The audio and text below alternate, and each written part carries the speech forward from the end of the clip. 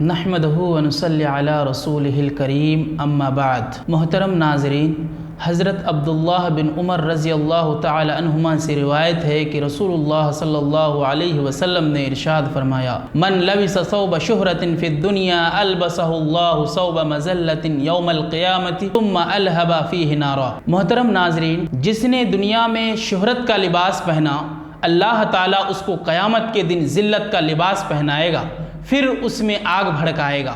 اس حدیث کی وضاحت یہ ہے کہ اللہ تعالیٰ نے اسباب و وسائل سے نوازا ہو تو اظہار نعمت کے طور پر اچھا اور عمدہ لباس پہننا جائز ہے، لیکن جو ممنوع لباس ہے، مثلا اس کی کچھ صورتیں ہو سکتی ہے۔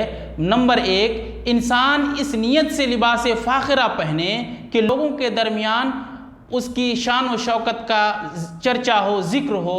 نمبر 2، عام چلن کے برعکس ایسے رنگ کا یا ایسی تراش و خراش کا لباس کہ اس کی طرفہ ترازی کی وجہ سے اس کی شہرت ہو۔ نمبر 3، ریاکاری کے طور پر فقیر و مسکین کے روپ میں رہنا تاکہ لوگ اسے بڑا پارسا اور پرہیزگار سمجھے۔ نمبر 4، محض دکھاوے کے طور پر، دکھاوے کی نیت سے کسی مخصوص قسم کے لباس اور اس کے طور طریقے کو اختیار کرے تو اللہ تعالیٰ ایسے لوگوں کے لیے جو سزا متعین کی ہے کہ کل قیامت کے دن اس کو ایسا ذلیل لباس پہنائے گا جس کی وجہ سے وہ لوگوں کے سامنے ذلیل اور رسوا ہو جائے گا اور جہنم میں آگ کی سزا الگ سے ہوگی۔